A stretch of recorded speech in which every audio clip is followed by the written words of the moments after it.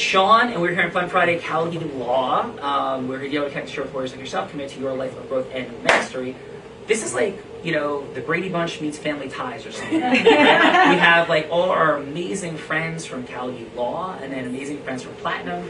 We have Nick Champagne sitting here. What's up, brother? How's everything? We have Yvette, we have Mariah, right? We have Greg, we have Lisa from your Callagy Law team. Nicole, what's up, Nicole? Executive Assistant Extraordinaire.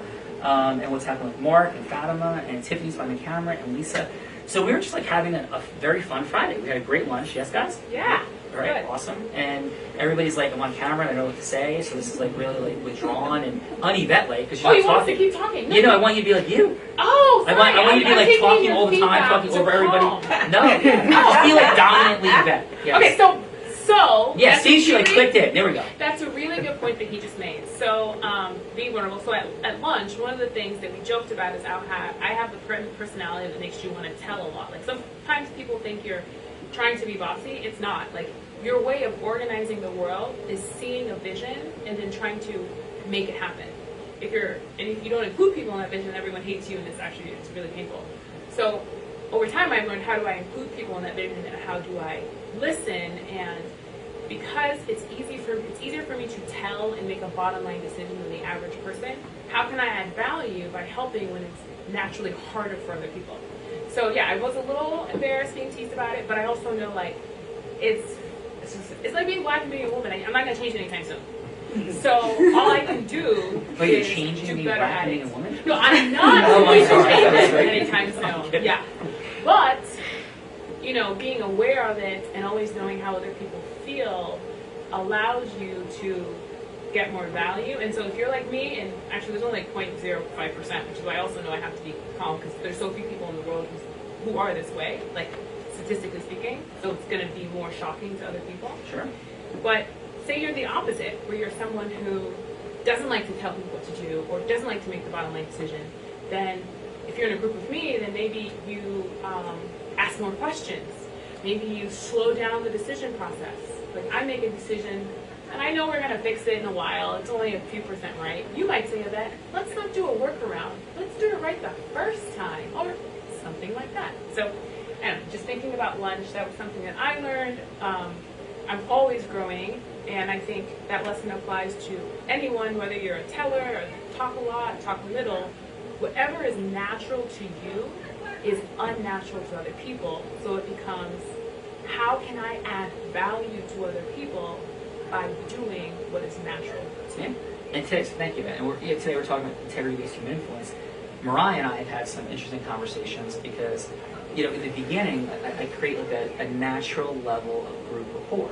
Yeah. And there's social structures that apply to environments. And what are some of these rules? Like, Nicole, what's a rule when you go into a new environment? Like, what would be one of the societal rules when you're new? How are you supposed to act? Act to be polite, be respectful, don't say too much.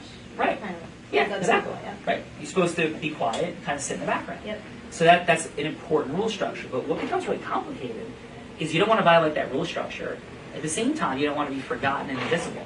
So Mariah, who is I think, super influential person, right, and in creating a relationship within Platinum. So it was now in the Beamer machine. How was the Beamer, Mariah, by the way? Oh my God, I got re-energized. Awesome. So, right, but we had conversations where after I had been through my period of hiding, right, because there is a social construct to hiding. Like, you know, you're supposed to kind of be quiet and sit in the background. And I started to come out more authentically who I am, right, which is loving, giving, contributing, I hope, and I believe. But I'm also very confident and have been trained by the best, including Tony Robbins. You know, Tony tells the story of who he is, right? Does Tony ever get on stage and not let you know who he is and someone thinks he's done? No. Never, right? So that's a great, and who do we want to model other than one of the great human influencers in the history of the planet? So, but one of the interesting things is when you do that, it'll put some people off. And so we've had conversations. Mariah is a part of like a great charitable cause, right? Trying to not only help free girls from sexual slavery, but then what do you do after they're freed, correct? Right? And so the ability to raise money has to do with asking people for things, creating ultimate outcomes. It's not just drawing people to you. Oh, sorry. It's actually moving people forward. Does that make sense? Yeah. And to do that, you need to be able to powerfully share your story.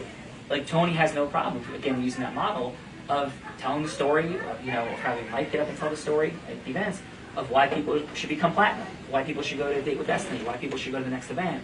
And those are incredibly important things for us to model. Fair? Correct. All right. Yes. Then we have like Nick, and Nick is amazing. Nick does incredible things. These are all folks who've been on videos before. But one of Nick's things is like, hey Nick, like, what do you do? Is we help make nice experiences, not nice, but like really awesome experiences. But like they're crazy experiences. They're radically wild. And so maybe if he's telling a story and he's a little bit more reserved, where he's like, yeah, we have these like great experiences that we provide for people that are like totally unbelievable. It's like, yeah, but why is your body not moving? Right. Why is your inflection and tone not changing? Make sense? Right. As opposed to like, yeah, we do these amazing things. And it doesn't have to be off-putting, but we do these amazing things. We bring people to the Grammys, to the Oscars. We bring people to Cannes Film Festival. Like, Nicole was going to be running with the Bulls. Nicole, you going to run with the Bulls? Absolutely. And July 2018. And so it's like, yeah, of course, Nicole, we can have you be like the first person out of the shoot.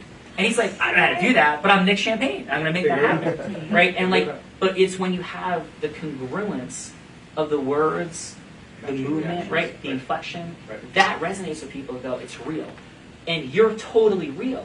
But if your body language isn't telling people that I know I'm this, right? And I'm sharing with you, and I'm lining up congruently. Think of how Tony communicates. He's like, bam, and making noises that sticks to you back. Like, boom. He's not only doing boom, he's saying boom. He's actually making the noise, right? And it's a disruption, energy transference, and that's some of the stuff that we talk about. So, and we're all learning from each other. Yes. Continuously. Does that make sense, Mariah? I agree. Yeah. We are. Anybody else have anything else they want to share in this room? Nicole, anything else?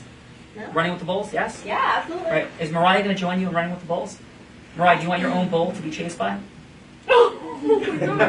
Oh, hell yeah. That was so incongruent. Mariah definitely does not want to run with the Bulls in any way, shape, or form. By the way. Greg, do you agree with that? Yeah. I absolutely agree. And Greg, so when Greg tears up the Christmas party and starts singing Sweet Child of Mine, he's just physically engaged. Like he becomes an effing rock star.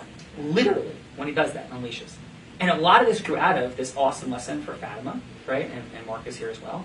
And Fatima is moving into an awesome new position where she's becoming a part of recruiting. She's been a great leader here.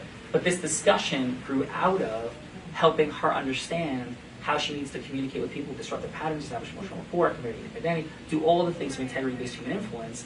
And Fatima, has this been a helpful session? Yes, this is amazing. Getting to know everybody here for the first time, and Sean, social proofing everyone. I feel like I know you guys even better. So. Right.